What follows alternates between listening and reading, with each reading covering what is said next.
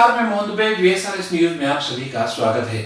आइए नजर डालते हैं देश और दुनिया की तमाम टॉप 10 खबरों पर।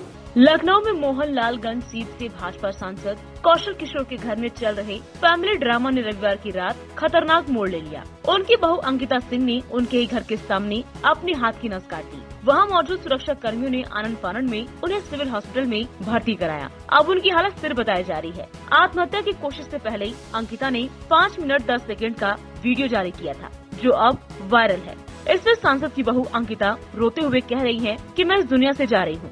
अंकिता ने कहा कि मेरी आयुष मेरी कोई गलती नहीं थी, लेकिन तुमने मेरे जीने की कोई वजह नहीं छोड़ी। तुम मुझे छोड़कर चले गए, एक बार भी ये नहीं सोचा कि मेरा क्या होगा। तुम्हारी माँ विधायक है और बाप सांसद है, तो मेरी कोई नहीं सुनेगा। पश्चिम बंगाल में चुनाव प्रचार के लिए राजनीतिक दलों ने पूरी ताकत झोंक दी है। अस्पताल से छुट्टी मिलने के बाद व्हील चेयर पर ममता बनर्जी ने रोड शो किया, तो गृह मंत्री अमित शाह ने भी रोड शो के जरिए इसका जवाब दिया। इस बीच केंद्रीय मंत्री स्मृति ईरानी ने पश्चिम मिदनापुर में एक जनसभा को संबोधित किया। उन्होंने कहा कि ममता सरकार प्रधानमंत्री मोदी की गरीबों के लिए चलाई जा रही योजनाओं का क्रेडिट लेने में जुटी हुई है। अगर बंगाल को बचाना है तो तृणमूल कांग्रेस को हराना ही होगा। इस दौरान उन्होंने नारा दिया, टीएमसी भगाओ, भाजपा लाओ, बंगाल बचाओ। स्मृति यहां भाजपा उम्मीदवार समित दास के समर्थन में प्रचार करने पहुंची थी। बहुजन समाज पार्टी के संस्थापक कांशीराम की जयंती पर पार्टी अध्यक्ष व पूर्व मुख्यमंत्री मायावती ने लखनऊ में प्रेस कॉन्फ्रेंस की। मायावती ने कहा कि देश के कई राज्यों में विधानसभा के चुनाव हो रहे हैं। हमारी पार्टी केरल, पश्चिम बंगाल, पुदुचेरी और तमिलनाडु में चुनाव अकेले अपने बलबूते पर ही लड़ रही है। हमारी पार्टी इन चारों राज्यों में किसी भी पार्टी के साथ गठबंधन नहीं करेगी। बसपा उत्तर प्रदेश की सभी 403 विधानसभा सीटों पर भी पूरे दम के साथ अकेले चुनाव लड़ेगी और अच्छे परिणाम देगी।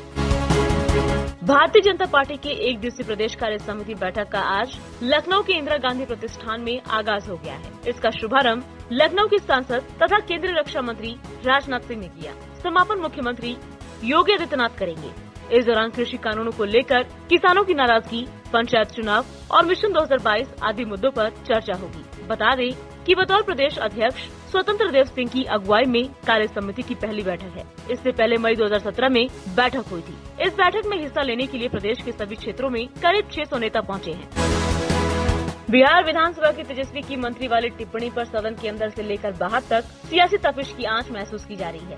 विधानसभा में डिप्टी सीएम तारकिशोर प्रसाद ने तेजस्वी पर हमला बोला तो सदन के बाहर से जेडीयू ने भी मोर्चा खोल दिया। सदन में तेजस्वी की टिप्पणी के बाद जेडीयू ने भी उन पर हमला बोल दिया। जेडीयू प्रवक्ता निखिल मंडल ने तेजस्वी यादव को संस्कारहीन बता दिया। निखिल मंडल ने ट्वीट किया कि आदर, संस्कार, सत्कार, बड़ों का सम्मान, ये सब तेजस्वी यादव नहीं जानते हैं। तेजस्वी, आप हर विधायक को राजद का विधायक ना समझे, जो आपके तू तड़ाक और गाली गलौज सुनने के बाद भी आपका झोला उठाए घूमते हैं। संस्कार बाजार में मिलते तो मैं अपने खेत बेचकर भी आपको खरीद देता, समझे बेशर्म।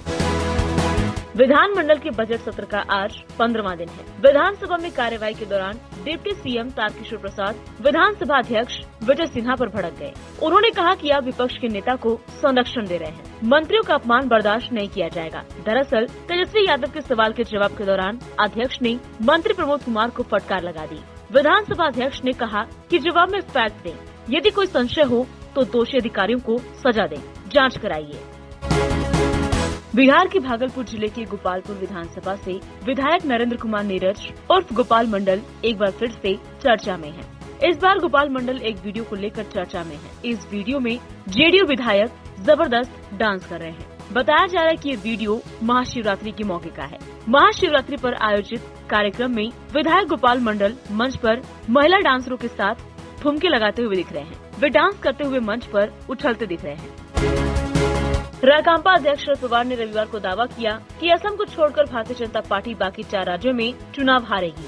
उन्होंने कहा कि 5 राज्यों में चुनाव के रुझान से देश को एक नई दिशा मिलेगी। महाराष्ट्र के पुणे जिले के बारामती शहर में संवाददाताओं से बातचीत में पवार ने चुनावी राज्य पश्चिम बंगाल में शक्ति का दुरुपयोग करने के लिए केंद्र सरकार की आलोचना की। महाराष्ट्र की शिवसेना की अगुवाई वाली सरकार में पवार की राष्ट्रवादी कांग्रेस पार्टी भी कांग्रेस के साथ एक घटक है। उन्होंने कहा, कुल मिलाकर भाजपा असम में सत्ता में बनी रहेगी, लेकिन अन्य चुनावी राज्यों में उसे हार का सामना करना पड़ेगा और उन राज्यों में दूसरी पार्टियां सत्ता में आएंगी।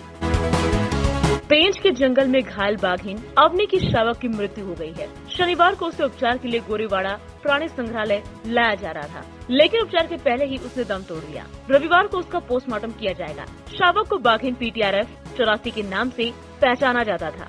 आदमखोर होने को लेकर चर्चित बाघिन अवनी को नवंबर 2018 में यवतमाल के जंगल में मारा गया था। तब उसके 2 शावक असहाय हो गए थे। उनमें PTRF 84 का समावेश था। उस शावक को दिसंबर 2018 में राले गांव के जंगल से पेंच में लाया गया था। कम उम्र होने के कारण जंगल में वह आत्मरक्षा कर पाने में असमर्थ थी, लिहाजा उसे वन अधिकारियों ने पेंच के संरक्षण केंद्र एनक्लोजर में रखा गया। उसे आत्म संरक्षण के अलावा जंगल में विचरण का प्रशिक्षण दिया जाता था।